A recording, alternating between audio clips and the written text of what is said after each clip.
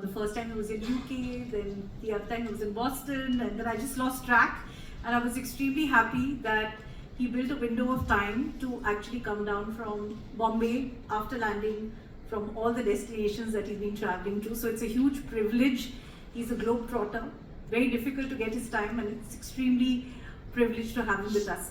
I'd like to also introduce someone else who's with us today. Again, someone not easy to get equally, and Mr. R. Gopalakrishnan's comrade in many ways. I would like to invite Mr. Harish Bhatt on the stage.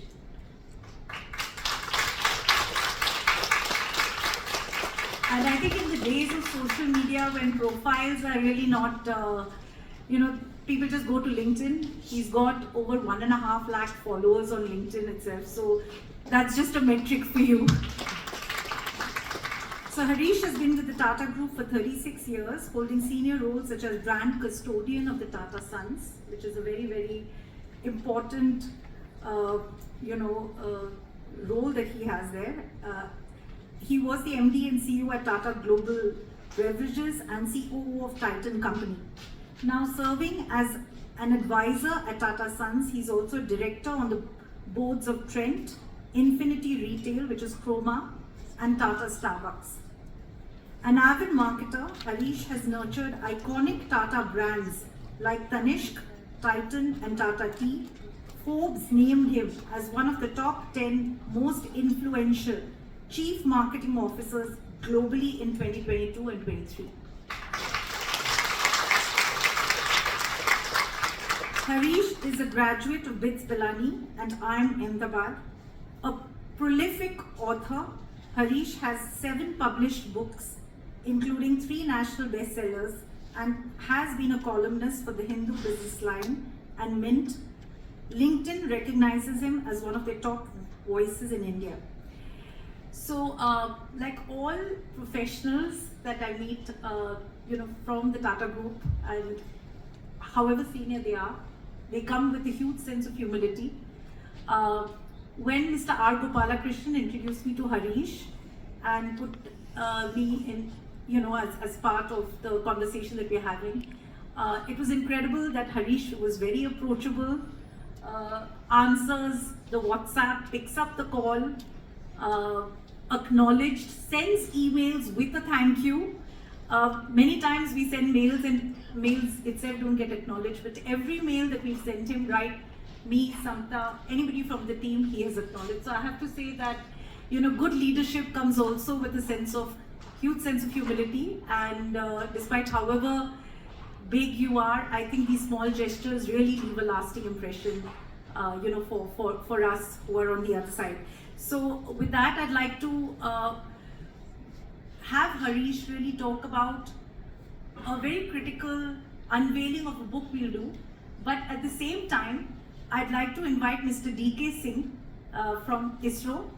He's a distinguished scientist. We thought that we should have the privilege.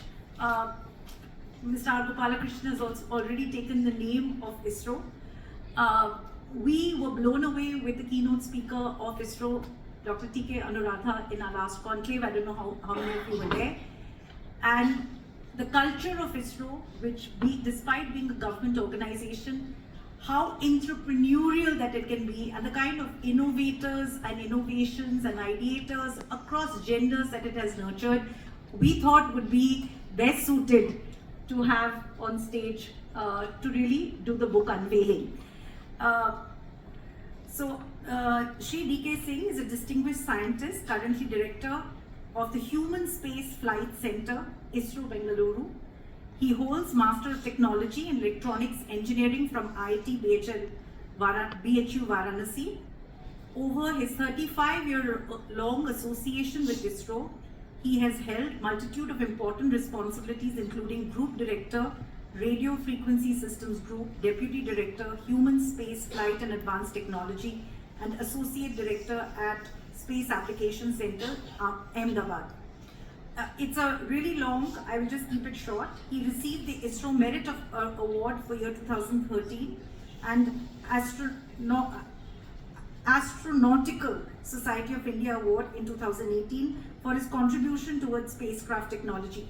We're going to be having 3 scientists with us from ISRO over today and tomorrow. It's a huge privilege to have them with us. And with that, I would like to call upon Mr. Singh. If you could just press this. It's a little bit of a drama if it works. We just thought that if it's possible. It's like landing a rocket on the moon. Yeah. Oh, go back. Oh, thank you.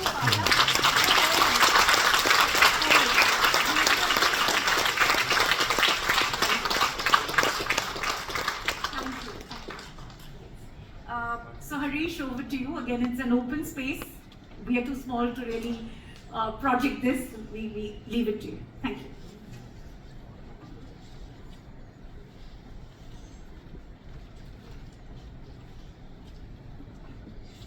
Very, very good afternoon to all of you, and it's an honor and privilege to be here at this conclave for the unveiling of a very special book that Mr. Gopalakrishnan and I have co-authored. So Pooja, thank you very much for inviting us to unveil this book here.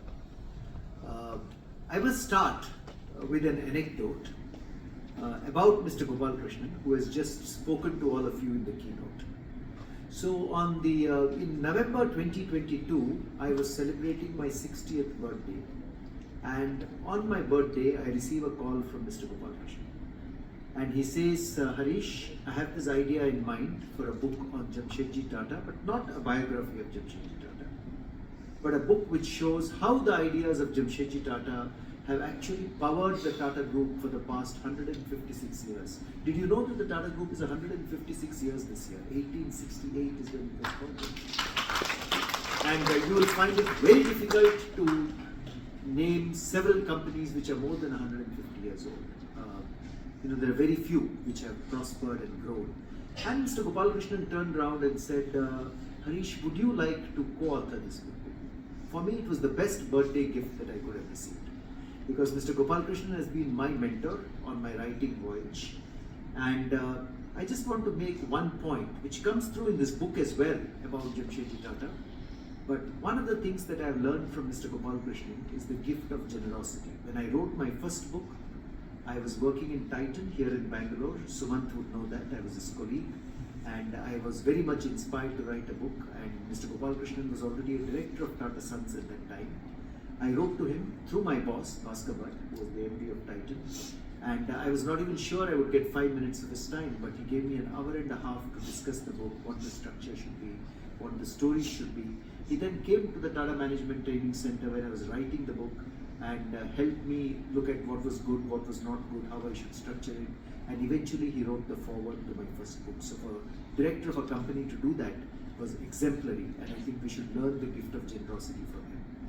This book has been an amazing experience co-authoring it with him. And what this book is all about is very simple. The gentleman you see on the cover of this book, on the screen there, Jamshedji Tata, is the founder of the Tata Group. He was a Parsi merchant of Mumbai who in 1868 founded the group. And look at how the group has grown today. Today it's a $165 billion revenue group. Very recently, the market capitalization of the Tata Group has crossed $400 billion. And it is India's best known brand, best known corporate brand across the world. How have those original ideas of Jamshedji Tata powered the group for 156 years? What was his philosophy? His philosophy of putting the community center stage and not just as another stakeholder. What did it require to take that philosophy forward? It required persistence, it required the right people, it required a certain approach